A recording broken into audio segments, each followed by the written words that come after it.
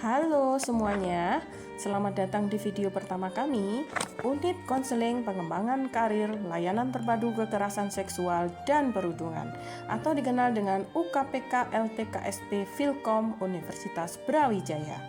Nah, di video kali ini kita bakal membahas Undang-Undang Tindak Pidana Kekerasan Seksual Nomor 12 Tahun 2022 atau disingkat dengan Undang-Undang TPKS. Jadi, disimak sampai akhir ya. Langsung saja. Sebelumnya, kalian sudah tahu nggak sih kira-kira tindakan apa aja yang termasuk dalam tindak pidana kekerasan seksual menurut Undang-Undang TPKS? Yang pertama yaitu pelecehan seksual non-fisik terdapat dalam pasal 5 yang berisikan mengenai hukuman atas tindak pidana pelecehan seksual non-fisik dengan cara merendahkan harkat dan martabat seseorang. Dan tindakan ini dapat dipidana penjara maksimal 9 bulan atau denda maksimal 10 juta rupiah. Pelecehan seksual non-fisik ini sendiri meliputi komentar, menggoda, candaan, kerlingan, siulan, gestur tubuh, atau pertanyaan yang tidak diinginkan atau yang membuat korban tidak nyaman. Yang kedua, yaitu pelecehan seksual fisik. Seperti yang kita ketahui, pelecehan ini ditujukan kepada tubuh seseorang dengan maksud tertentu. Tindak pidana ini terdapat pada pasal 6 yang berisikan mengenai hukuman terhadap 3 jenis tindak pelecehan seksual fisik. Yang pertama, orang yang melakukan perbuatan seksual secara fisik untuk merendahkan harkat dan martabat seseorang. Pelaku akan dipidana hukuman penjara maksimal 4 tahun dan atau denda maksimal 50 juta rupiah. Yang kedua, orang yang melakukan perbuatan seksual fisik untuk menempatkan seseorang di bawah kekuasaannya secara melawan hukum, baik di dalam maupun di luar perkawinan. Pelaku akan dipidana dengan hukuman penjara maksimal 12 tahun dan atau denda maksimal 300 juta rupiah. Yang ketiga, orang yang menyalahgunakan wewenangnya untuk memaksa orang lain dalam melakukan persetubuhan atau perbuatan cabul. Pelaku akan dipidana dengan hukuman penjara maksimal 12 tahun dan atau denda maksimal 300 juta rupiah. Untuk tindak pidana yang ketiga yaitu pelecehan pemaksaan kontrasepsi yang terdapat pada pasal 8 yang berisikan mengenai hukuman atas perbuatan memaksa orang lain menggunakan alat kontrasepsi dengan kekerasan atau ancaman. Pelaku akan dipidana dengan pidana penjara paling lama 5 tahun dan dikenakan denda paling banyak 50 juta rupiah. Yang keempat, yaitu pemaksaan sterilisasi yang terdapat pada pasal 9 yang berisikan mengenai hukuman atas tindak pidana dalam perbuatan memaksa orang lain dengan menggunakan alat kontrasepsi, baik dengan kekerasan atau ancaman kekerasan, penyalahgunaan kekuasaan, penyesatan, penipuan, dan membuat atau memanfaatkan kondisi tidak berdaya yang dapat membuat korban kehilangan fungsi reproduksinya secara tetap. Pelaku akan dipidana penjara paling lama 9 tahun dan atau denda paling banyak 200 juta rupiah.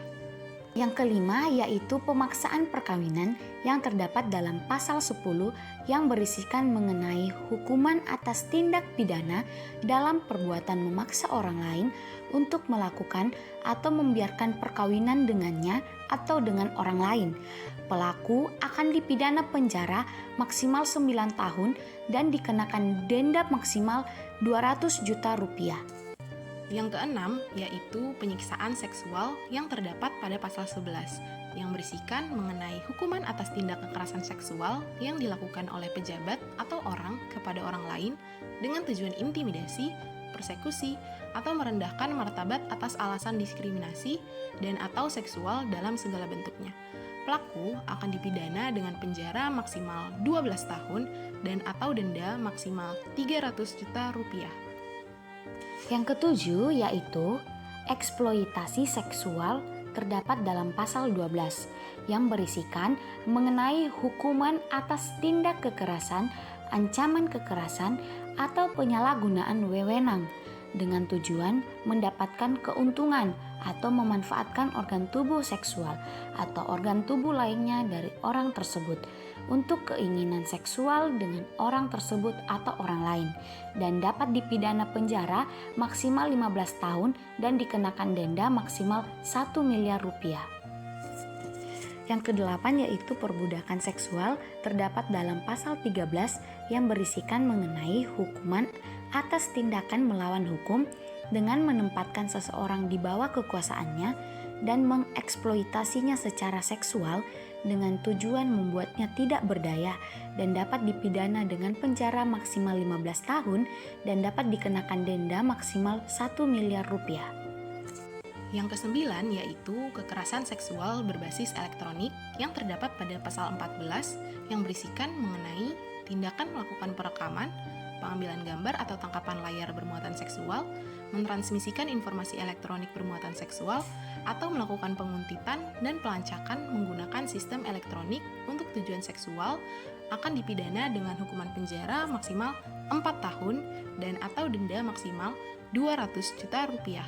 Dengan tambahan, jika perbuatan tersebut dilakukan dengan maksud pemerasan, pengancaman, memaksa, menyesatkan, atau memperdaya seseorang, pelaku akan dipidana dengan penjara maksimal 6 tahun dan atau denda maksimal 300 juta rupiah. Nah, untuk lebih jelasnya, kekerasan seksual berbasis elektronik ini merujuk pada pelecehan, eksploitasi, atau intimidasi seksual melalui teknologi digital seperti internet atau media sosial. Ini melibatkan penyebaran konten seksual yang tidak diinginkan, penindasan, ancaman, atau pemerasan. Selain 9 tindak pidana kekerasan seksual seperti yang telah disebutkan sebelumnya, tindak pidana kekerasan seksual juga meliputi yang pertama, perkosaan, yang kedua, perbuatan cabul, yang ketiga, persetubuhan terhadap anak, yang juga meliputi perbuatan cabul terhadap anak dan atau eksploitasi seksual terhadap anak, yang keempat, perbuatan melanggar kesusilaan yang bertentangan dengan kehendak korban. Yang kelima, pornografi yang melibatkan anak atau pornografi yang secara eksplisit memuat kekerasan dan eksploitasi seksual. Yang keenam, pemaksaan pelacuran. Yang ketujuh, tindak pidana perdagangan orang yang ditujukan untuk eksploitasi seksual. Yang kedelapan, kekerasan seksual dalam lingkup rumah tangga atau KDRT.